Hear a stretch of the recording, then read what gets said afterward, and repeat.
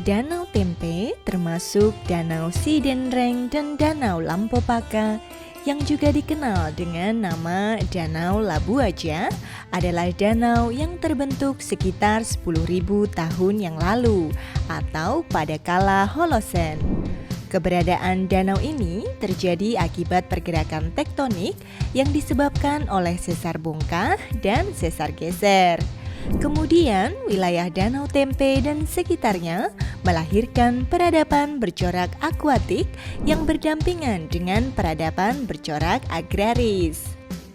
Lalu, bagaimana awal mula terbentuknya pemukiman dan masyarakat penghuni di wilayah sekitar Danau Tempe dan Danau Sidenreng? Sumber data lain yang berasal dari tradisi tulis masyarakat Bugis memberi informasi mengenai kondisi lingkungan wilayah ini.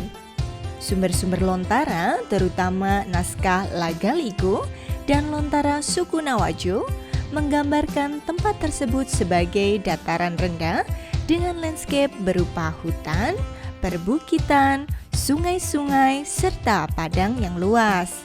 Selain itu, pertimbangan ekologis terhadap pemilihan lokasi ruang hunian juga dimuat secara jelas dalam Lontara Wajo. Menurut para ahli arkeologi, data dalam beberapa manuskrip tersebut telah menunjukkan adanya titik korelasi. Masyarakat yang membentuk ruang hunian di sekitar Danau Tempe disebutkan datang dari berbagai tempat, khususnya di wilayah pegunungan, dari utara maupun dari selatan. Kedatangan orang-orang dari kerajaan Luwu dan bangsawan dari Sanggala kemudian membentuk komunitas sebelum abad ke-14. Berdasar pada sumber lisan dan tulisan, migrasi ini dilakukan karena wilayah Danau Tempe dan sekitarnya menjanjikan suatu bentang lahan yang subur bagi kehidupan pertanian. Temuan fitolit di situs Alangkanange Rilatanete menunjukkan bahwa budidaya tanaman padi juga telah dikenal pada periode tersebut. Jejak lain yang membuktikan tradisi agraris di wilayah ini, baik di sekitar Danau Tempe maupun Danau Sidenreng, adalah ditemukannya budaya megalitik berupa lumpang-lumpang batu yang identik dengan tradisi pertanian. Selain itu, temuan-temuan keramik yang berkualitas tinggi di situs-situs bekas pusat kerajaan Sidenreng dan kerajaan Wajo menunjukkan bukti bahwa tradisi pertanian telah secara intensif dilakukan sehingga mampu mendatangkan komoditi perdagangan.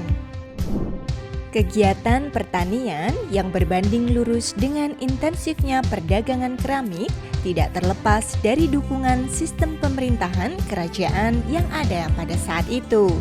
Kerajaan Sidenreng misalnya memiliki negeri Palili yang diwajibkan mengolah lahan pertanian melalui sistem Palili Noe Rakalana.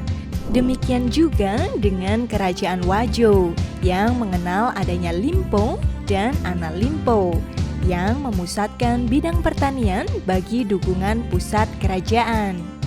Kemudian, seperti apa kira-kira gambaran landscape Danau Tempe dan sekitarnya pada abad ke-17 hingga abad ke-20?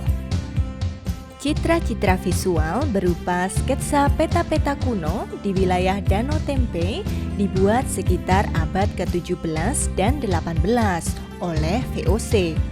Sketsa ini mengungkap persebaran ruang hunian dan tutupan lahan berupa areal pertanian.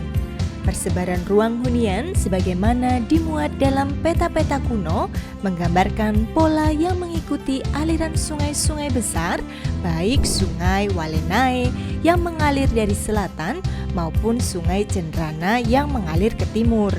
Sementara itu di sebelah barat, terutama di sisi Danau Sidenreng, menunjukkan dataran rendah yang didominasi tutupan lahan berupa areal persawahan.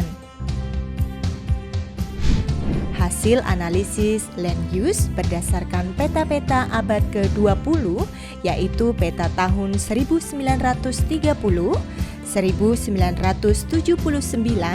dan peta tahun 2016 menunjukkan penambahan lahan-lahan pertanian di wilayah dataran sedimen Danau Tempe dan Danau Sidenreng mulai tampak sejak tahun 1979.